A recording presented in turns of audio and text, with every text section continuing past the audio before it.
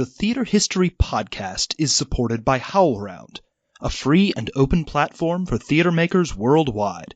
It's available on iTunes, Google Play, and howlround.com.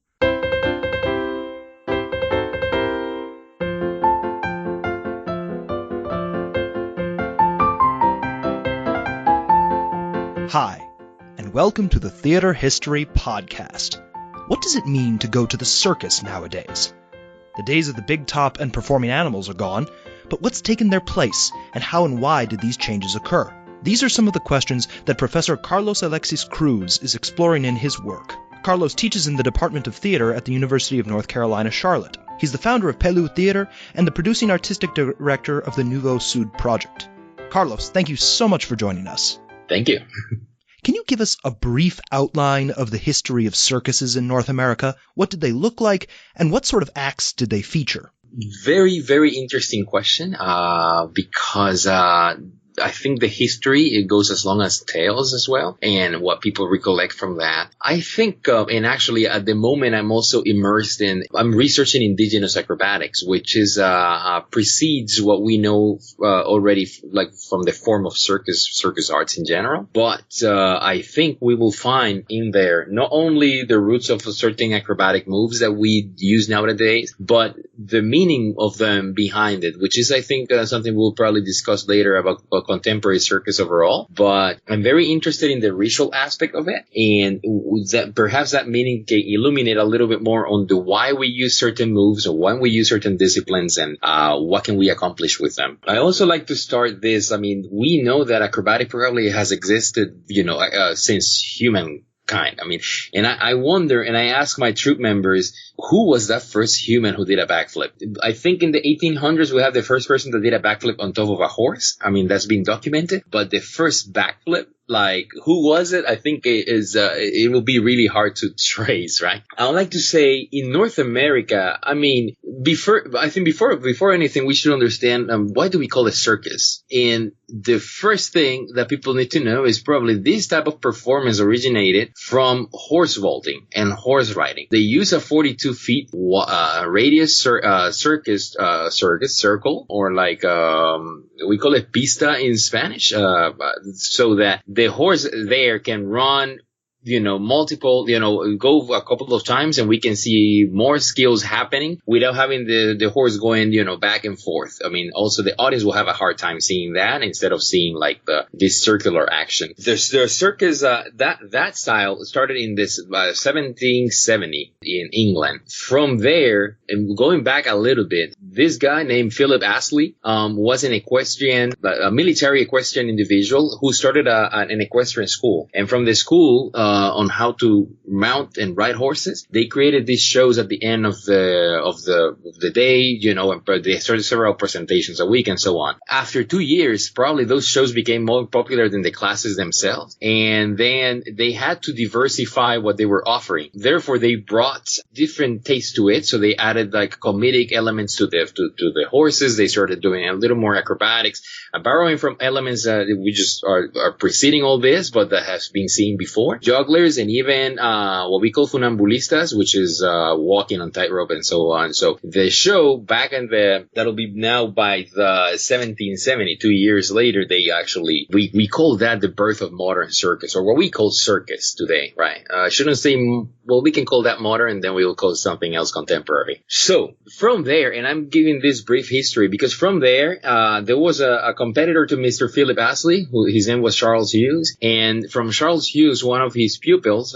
John Ricketts, decided to move to the United States, and he started the same deal, an equestrian school in Philadelphia. One of the first, territories or area of the United States, and the new country, right? So he decided to he started a school in that region in Philadelphia, as I said. From there, a similar aspect happened. They started doing shows after the performances each week.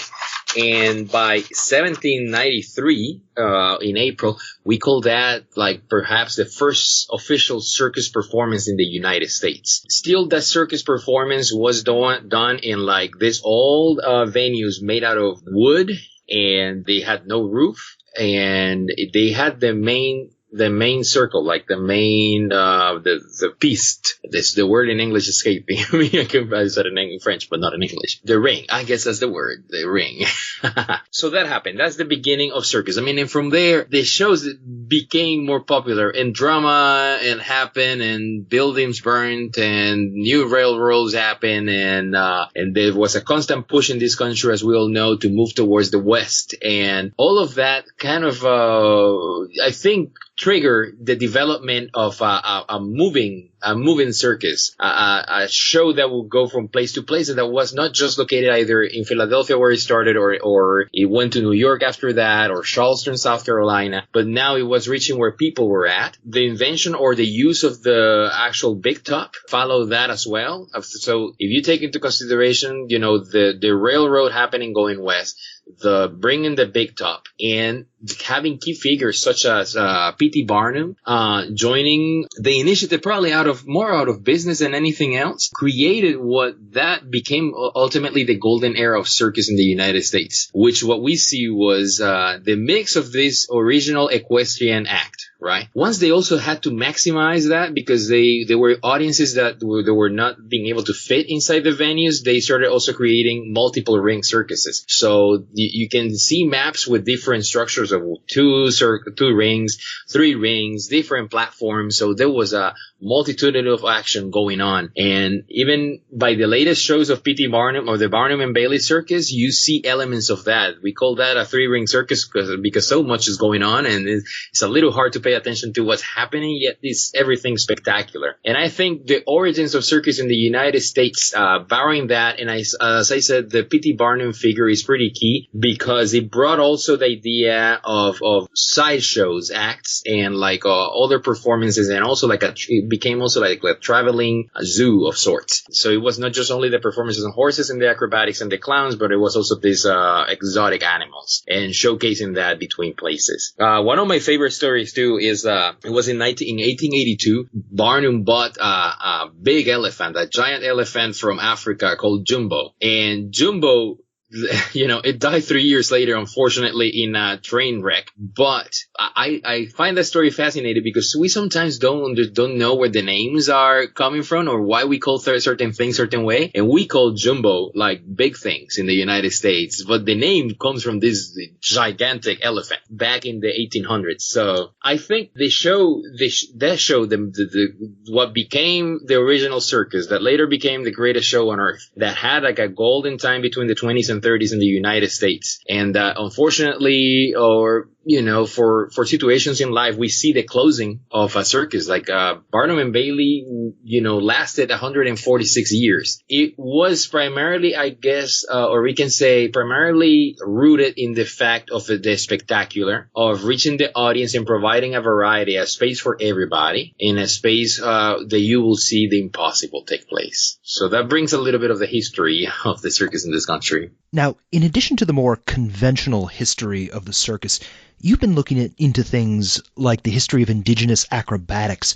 Could you tell us a little bit more about that side of circuses and specifically of acrobatics? Yes. In a recent research trip to Mexico, I encountered that local, several tribes of indigenous groups have been trying to preserve their own heritage. And in doing that, I've been very familiar with the voladores de Papantla, which they spin around a big pole, and but then I encountered several actions that are similar to like tight wire, for example, or cloud swing nowadays, which they call columpio. And what I'm intrigued about it is because they were not done necessarily for the fact of entertaining, but they were performed for the fact of a spiritual relationship between their spiritual life and the connection to the community. And that aspect, that community sort of like communal spiritual action intrigues me because I think it happens in circus, it happens in performance when we see something together, but the use of acrobatics there and the defying death to a certain extent to do that,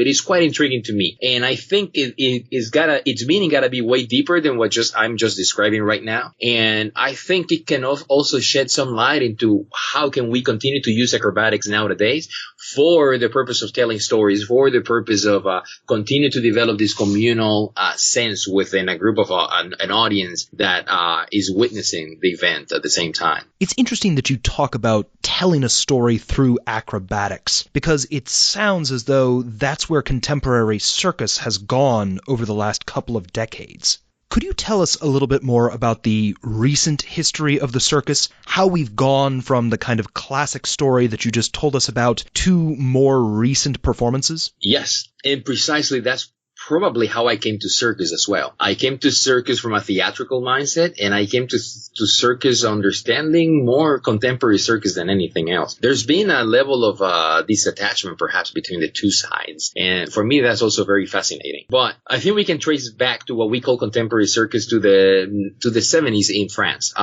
They started a move that they actually, out of rebellion or changing the art, they went from the traditional use of animals to exploring the human body and being actually more in a research of what the human body can do. And what does that mean when you put a certain body doing certain moves? That was called Nouveau Cirque, and that started which is a new circus in French, and that started I think a whole move that translated to several circus schools in France and in Europe for that matter. There's a key name called Guy Caron, and Guy Caron studied in Europe circus. And from there, he went back to Montreal area, to Canada, and founded his own circus school. When he founded that circus school, at the same time, there was another guy named Guy Laliberté, and he was a street performer, and he created a street festival for street performers. The two and two get together in ways that we can go deeper in a conversation, but basically, Guy Caron and Guy Laliberté formed what we know today as Cirque du Soleil. So the Cirque du Soleil first performance or first season in Canada was in 1984. So from the 70s to the late 70s, early 80s, where Guy Caron went to Europe and came back. And the foundation of this was pretty good time. Also, I think is good to say that, they were able to do this because of funding from the government to support Francophone culture, which is, it all makes sense. I mean, this is something that is coming from France. It's a new art form. It's a new way of seeing. They're saying we can attach to our culture that represents part of France as well, right? And to have that be the way of preserving, I mean, the culture was a genius move, if you ask me. And they continue to explore this modern way of actually looking at circus that goes, I wouldn't say it's not as spectacular, it's just not based in many aspects but the human body. And I think if we talk about nowadays, and we're skipping obviously the development, what Cirque du Soleil did, how Cirque du Soleil got to the United States, how Cirque du Soleil now have, Vegas became a key component to what Cirque du Soleil is and to their economy, and why Vegas and the spectacular need in Vegas with the timing of the shows and so on. But if we skip all that ahead, in essence, what Cirque du Soleil started to do, although they develop a brand, right? The Cirque du Soleil is very Cirque du Soleil. But if we see contemporary circus nowadays, all what we're trying to answer is we see a human with a special talent, a human that can do things that other humans can't. But when you see that human accomplishing these tangible physical obstacles, we can see, we all rejoice. I mean, the obstacles in circus are not necessarily like in theater where they're pretend obstacles, right? We're doing a play. In circus, doing a flip or lifting yourself or flying up an audience, the action is literally happening. And if we see that actually can be accomplished, we either celebrate or suffer or, we are moved by such action. So I think in direct answer to that and understanding the power of the human being as an individual, as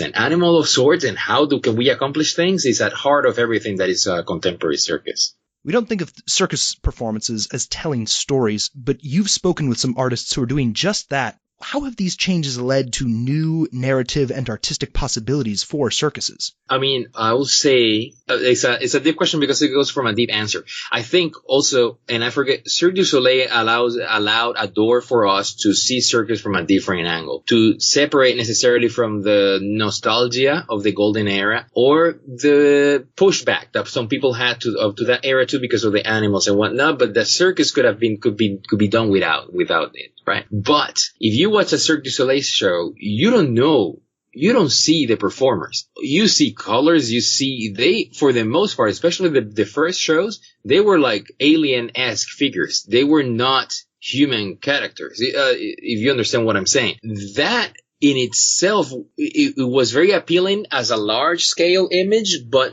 not truly connecting human to human. And I think, as I said, if you go back to the root of what contemporary circus is or the acrobatics, even indigenous acrobatics, we see the human doing the actual tricks, then the contemporary circus comes as a little bit of a pushback to what Cirque du Soleil has done, which is taking all the makeup, taking all these fancy costumes out, and just have a group of artists with exceptionally skilled people come together to tell their stories. I think in essence, circus, it really validates or empowers the individual, because we also say in circus that not many people can do the act like you. That your uniqueness, your measurements, your height, your weight, the way that you move, you're pretty unique. And if you understand that you are that unique, then you have the world at your hand. When you stand on stage and you're doing your act, is your voice and nobody can take it from you. Is your act, is your number, right? Because of that, people became very personal, and people started actually like something like Les Edouards de la Main, for example. The first show is about 7 people coming together, friends in different life situations, right? If we watch a show, for example, like Traces, it started as 5 friends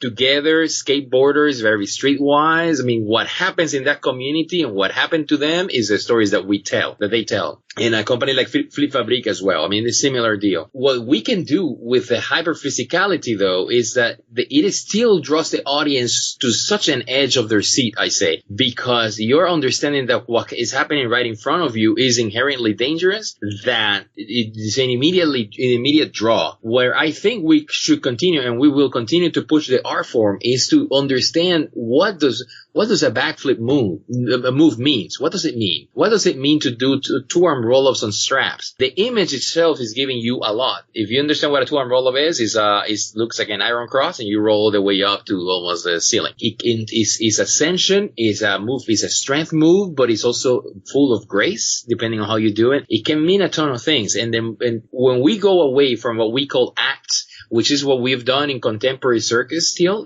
which is something that we still borrow from traditional circus. And we go from that to circus scenes. And we stop talking about tricks and we talk about skills used within the circus scene. Then we would understand that we don't need as many tricks or skills. We will need just a few to be able to tell a story, and the story is communicated just very vividly in front of you, because the human is actually overcoming the physical obstacles. Is literal. The problems, the obstacle, as I said, they're literal in front of the audience. There is no much acting needed, just focus, execution, and grace, which comes with joy, with the joy that the performer brings. In addition to studying contemporary circus as a scholar, you're also a practicing artist. Can you tell us about your work with Pelou Theatre and Nouveau Sud, and how you're trying to apply some of the recent developments in circus to your work with those troupes? Yes. With the Pelou Theatre project, I understood pretty quickly once I moved to the continental U.S., I'm originally from Puerto Rico, was my Latino nature. I understood myself as a human, but not as a Latino within a larger context of the United States. With Pelou, I tried to answer to use precisely the extreme physical language within contemporary circus arts, among theatrical clowning and masks and so on, to explore the reality of a Latino immigrant or Latino already living in the United States. Within Pelou, what I've done is precisely what I kind of alluded before. There's no acts. There's not a moment where we stop the show and we use circus. Like, the set is already there and the acrobatic elements happen within. And maybe one single skill happened. For example, we did an original show called Suicide Note from a Cockroach. And the character at the end dreams like he's being killed by the human, like the cockroach. And when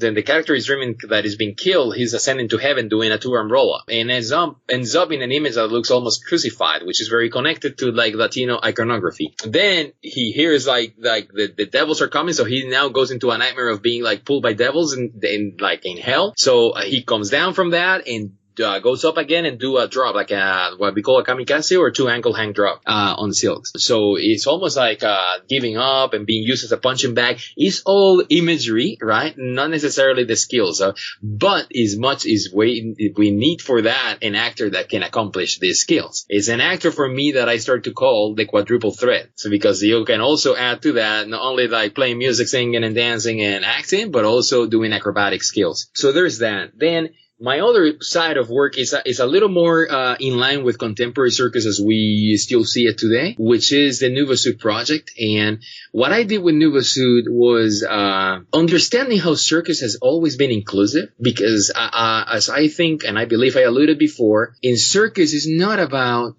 how do you look or what is your background or what is your heritage, or, in circus is, can you do this skill or not? Like, if you can do the skill, and in a number of skills, you must be on stage. It is not a question that you should be, you must show that, you must bring it forward. So understanding how inclusive circus has been and moving to a city like Charlotte where there was a lack of circus overall and there was also like a big problem of segregation, cultural segregation. I brought the community, I went to different community sectors and started teaching circus arts in different places. And I matched, for example, like Mexican dance with dance trapeze, because the spinning action for me mirrored the movement that they do with the skirts. So they added that element. The break dancers, they did some zero wheel and some acrobatics and some straps and so on. I did that with the several sectors in the community with the hopes that we will bring these communities with their newly developed skills, which is a mix between the tradition and circus elements, together on stage so that we become a unified voice. The troupe has grown into, now we're working on our third original show, and I think the power of it is is a homegrown initiative, is a very talented group of people, of former community members, now professionals, who not only are very well aware of their bodies, but they're aware of who they are in this community that is still segregated, and that they know that when we come together, we serve as an example for the community at large. And therefore, we also have at the door to talk about social issues that affect us. And our last show, for example, dealt with between police deportations and police brutality. And for example, the deportation, when the guy ends up alone, he does a hand balancing piece in grief of loneliness. Well, hand balancing is a very isolating training action and act. It is an individual alone, and it requires a ton of time. All that is embedded. Hand balancing gives you that sort of like alienation and loneliness, for a lack of a better term. And we ended the show with a zero wheel act, which is a single wheel spinning act, where is so energizing for the audience, and the character ends up getting killed by the police at the end. After the audience is so with the act. So this is a way in that one where we use circus to entertain and push social conversation within, understanding what each act means or what each circus discipline mean. And in the Pelou Theater project, we just use circus elements to enhance a theatrical performance, or a performance, live performance in general. We'll post links to information and research on contemporary circus in our show notes. Carlos, thank you so much for joining us. Thank you so much, Mike. If you'd like to continue today's conversation, please visit howlround.com and follow HowlRound and @TheaterHistory on Twitter and Facebook. You can also visit our website at theaterhistorypodcast.net, where you can find links to all of our episodes. And you can email your questions and comments about the show to theaterhistory@theaterhistorypodcast.net. A big thank you to the staff at HowlRound who make this show possible. Our theme music is The Black Crook Gallop, which comes to us courtesy of the New York Public Library Libretto Project and Adam Roberts. Thanks as well to Tip Kress, who designed our logo. And finally, thank you for listening.